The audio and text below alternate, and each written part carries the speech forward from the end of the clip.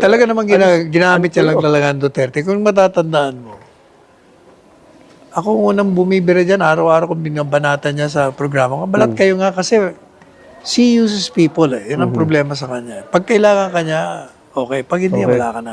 Oo. So, anong nangyari, nakita mo nung bumagsak yung rating niya, bigla siyang, sabi niya kasi, di ba, tinawa, itong bira ko sa kanya sa programa ko. Sabi mo, hindi mo iiwanan si Inday. Di ba? Di, yung mga tao, di siyempre believe.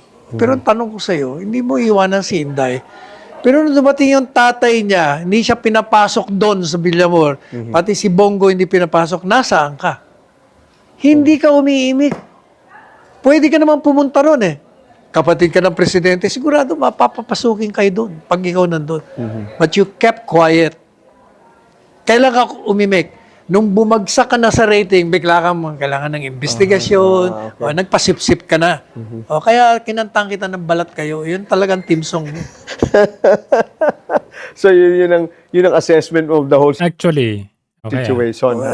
Talagang Actually, ito yung may recent connection and development with regard to this Senator Amy Marcos na ito. But first, balikan natin yung ating mga pahayag nung nakaraan. Na itong ginagawa ni Amy Marcos na ito, collectively, kinokolekta niya yung mga DDS. Collectively, unti-unti siyang pumapasok sa community ng DDS at kukunin yung mga firm, yung mga solid na DDS para magustuhan siya. Unknowingly, unconsciously, unti-unti tayo, sila nakukuha na hindi natin namamalayan. Sa paanong paraan? By going through VP Sara Duterte. And kung mapapansin ninyo, unti-unting nangyayari yan. In connection to what Attorney Salvador Panelo, na sinabi niya na balat kayo, manggagamit, or nasaan siya nung mga panahon na kailangan. Nakita nyo, may mga simpleng example pa lang tayo. May mga simpleng example tayo na itong mga vloggers ngayon, nakita ninyo, unti-unti na silang nagkakampihan towards and leaning to Amy Marcos block. Yung mga maka-Amy na mga vloggers na sumusuporta kay Duterte, unti-unti nilang kinukuha yung tayo na mga solid na DDS na hindi natin namamalayan at natatanggal yung mga talagang solid o yung mga pinaka-closest member ni Tatay Digong na to the point na nagagawa nilang yung mga followers na iba at mga vloggers na iba nakukundina na, like halimbawa si Hanilet, si Kitty. That is a mere example how this Amy ano yung tawag doon, yung gameplay nitong si Senator Amy, paano niya napapasok yung DDS support. Sabi ko nga, bakit sa dinami-dami ng ginawa nitong si Amy Marcos, including yung Senate investigation, including the recommendation and filing of the case doon sa mga gabinete ni Marcos Jr., ay hindi siya nayayari. Ang dami nang nangyari, nakita ninyo ngayon.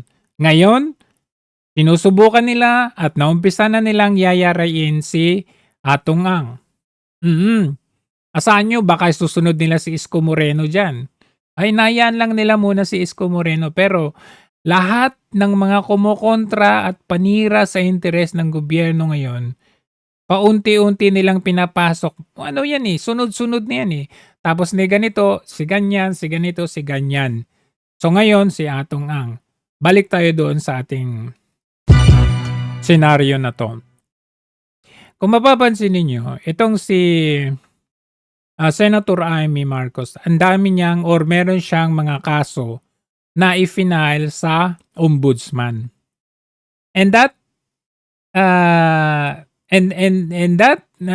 yung mga kaso na yon ay mga tao ni Marcos Jr. na kapatid niya. Pero hanggang ngayon, wala pang nangyayari, hindi pa niyayari ang kanyang manang. Bakit? Eto na tayo. Dito na tayo papasok sa si Remulla.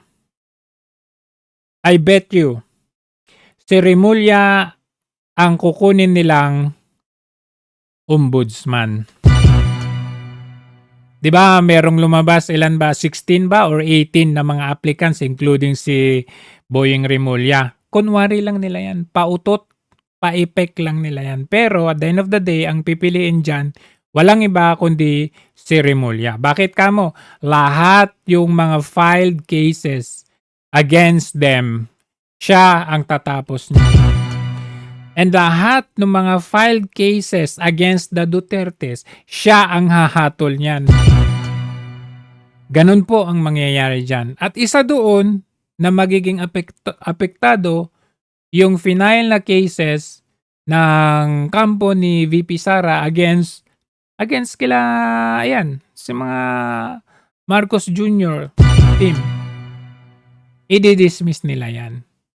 Pero yung mga kaso na final against sa atin, abay, ang mangyayari dyan, ano mangyayari? Kung mananalo man ang impeachment, mananalo man si VP Sara sa impeachment, ano mangyayari doon sa mga na-i-file sa ombudsman against VP Sara? Matatalo si VP Sara. Bakit kamo? Si Remulla ang magiging ombudsman. Yun po ang game plan nila talaga dyan.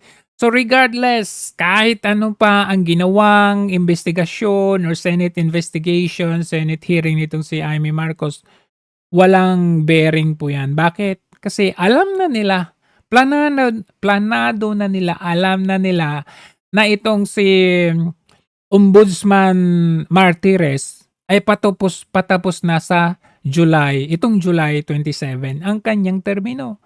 So very ahead of time, planado na nila na, oy, kunwari, mag-Senate investigation ka. Mag-Senate hearing ka para kapanipaniwala, para ikaw ay mapalapit kay VP Sara. Nang sa ganun, ikaw ang magsasalba, okay, sa ating pangalan. Bakit kamo? Alam na nila na sirang-sira na ang pangalang Marcos. Sinira ng kanyang ading. So paano nila isisave ito? Through Amy Marcos. Through using VP Sara Duterte. Ngayon, come 2028, okay? Ano tayo? Hypothetical, no? Come 2028, sino ang sa tingin ninyo na makakatandem ni VP Sara? Because, advance na natin itong ginagawang taktika nitong Marcos na ito ay penetration. Okay, Amy to VP Sara through the vloggers, through the supporters, yung mga ganun ba, yung divide and conquer na ganun. So 2028, wala na yung Sara Bongo. Hindi na yun mangyayari. Kundi ang mangyayari dito is Sara Amy. And then what's gonna happen next?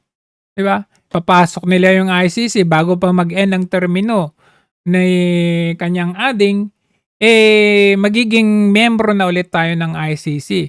So regardless, all of these things, mag-fail man yung impeachment, merong ombudsman. Mag-fail man sa ombudsman, meron pa rin sa 2028. Okay? Manalo man si VP Sara as president, manalo si Amy as vice president, magiging presidente pa rin si Amy Marcos kasi they will still plan to bring down VP Sara during that time. So yan po yung yung connection ng pagiging ombudsman ni Boying Remulla kasi marami ang mga pwedeng mangyari. Sabi ko nga, ang kalaban niya hahatulan. ang na-file na kaso against sa kanila, madi-dismiss.